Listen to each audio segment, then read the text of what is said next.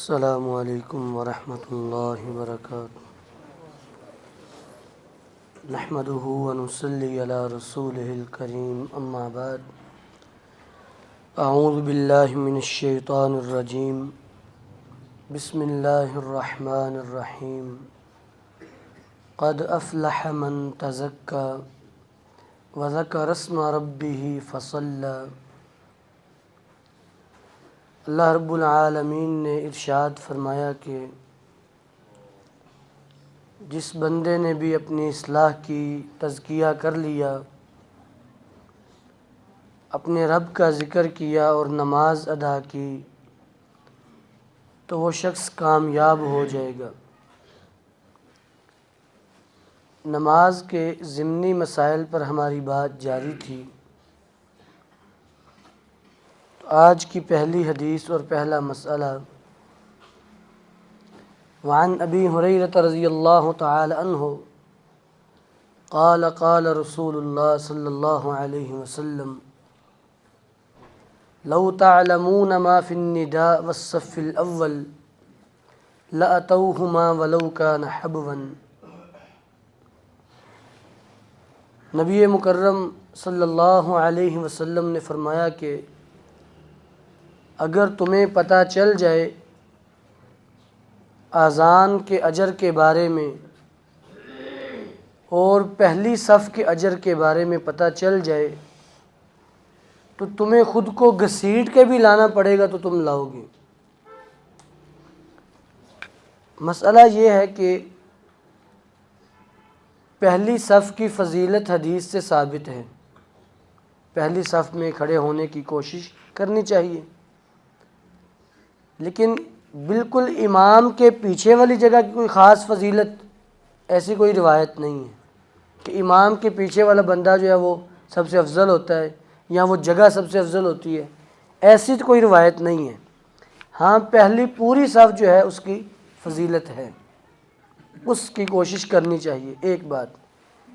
اسی طرح نہ ہی یہ بات کہیں ثابت ہے کہ دائیں طرف کی فضیلت زیادہ ہے بائیں طرف کی کم ہے، یا بائیں طرف کی زیادہ ہے دائیں طرف کی کم ہے۔ پہلی پوری صف اجر میں باقیوں سے بڑھ کے ہے، تو اس میں دائیں بائیں والی بات کوئی بھی نہیں ہے۔ دوسری بات، دوسرا مسئلہ، وعن معیقیب رضی اللہ تعالی عنہ قال قال رسول اللہ صلی اللہ علیہ وسلم فی الرجل یمسح الحصی فی الصلاة ان کنت فاعلا فلا بد فمرۃ واحدہ۔ نبی مکرم صلی اللہ علیہ وسلم نے نماز کی حالت میں کنکر چھونے سے منع فرمایا، اگر بہت ضرورت ہو تو صرف ایک مرتبہ۔ کنکر چھونے کا کیا مطلب ہے؟ کیونکہ آج کل ہمارے ہاں تو قالین صفے وغیرہ موجود ہے نا، تو نبی علیہ السلام کے زمانے میں نا وہ ایسی زمین پہ نماز پڑھا کرتے تھے، تو کوئی بندہ ایسے کنکریوں سے کھیلتا رہے نماز میں، جہاں سجدہ کرنا ہے وہاں کنکریاں سیدھی کرتا رہے، کہ ادھر سے ادھر پکڑ لی ادھر سے ادھر کر دی، تو یہ نماز میں مناسب نہیں ہے۔ آج کل سے ایسے مثال بنا لیں کہ سب سے اندر تیلے نکالتے رہنا، نماز میں بیٹھ بیٹھ ایسے کرتے رہنا، ایسے ایسے کرتے رہنا کپڑے کو، کہ چلو نماز بھی ہو رہی ساتھ ساتھ کھیل بھی رہے ہیں، تو یہ انداز صحیح نہیں ہے۔ نماز کی اپنی ایک مشغولیت ہے کہ بندہ نماز میں اس میں مصروف رہے، امام کی قرات سن رہا ہے تو اس پہ غور کرے، یا اگر کسی اور رکن کے اندر ہے تو اپنی دعاؤں پہ غور کرے، ان کو زیادہ زیادہ پڑھے، چاہے جائے کہ کپڑوں سے کھیلتا رہے، یا ایک بس اوقات لوگ ایسے کرتے رہتے ہیں، اس سے مناسب ہے ہی نہیں ہے کہ بار بار ایسے داڑھی کو ایسے کرتا رہے۔ نماز کے اندر اپنی ایک مشغولیت ہے، اور ویسے بھی اللہ رب العالمین کا استحیاء، سب سے زیادہ اللہ کی انسان کے دل میں حیا ہونی چاہیے کہ میں اپنے رب کے سامنے، اپنے پروردگار مالک حقیقی کے سامنے کھڑا ہوں، تو انسان کو بڑی عاجزی اور بڑے ادب سے کھڑے ہونا چاہیے، یہ نہیں کہ وہ کھیلتا رہے نماز میں۔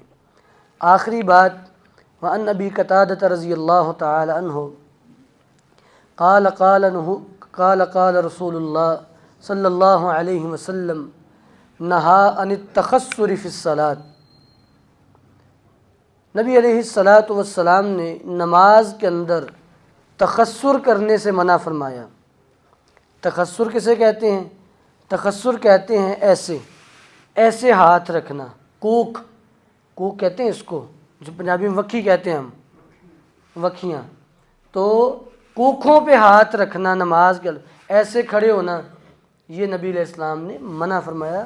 صحیح بخاری کی روایت، ایک روایت میں ایک اور طرح بھی الفاظ ہیں، نبی علیہ السلام نے ایک آدمی کو دیکھا، رعا رسول اللہ صلی اللہ علیہ وسلم رجلا یخسر فی الصلاۃ، دیکھا کہ بندہ نماز میں اپنی کوکھوں پہ ہاتھ رکھے ہوئے تھا، آپ نے منع فرما دیا۔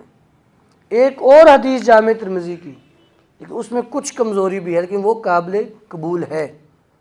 اس میں آپ نے اشارتاً یہ بات بتائی کہ یہ مجرم لوگ جو ہوں گے نا میدان محشر میں، وہ اللہ کے سامنے ایسے کھڑے ہوں گے۔ تو یہ انداز مناسب نہیں ہے کہ نماز میں بندہ ایسے کھڑا ہو، ایسے تو مجرم اللہ کے سامنے کھڑے ہوں گے۔ تو جب اللہ کے رسول نے وضاحت فرما دی تو ہمیں ایسی حالتوں سے بچنا چاہیے۔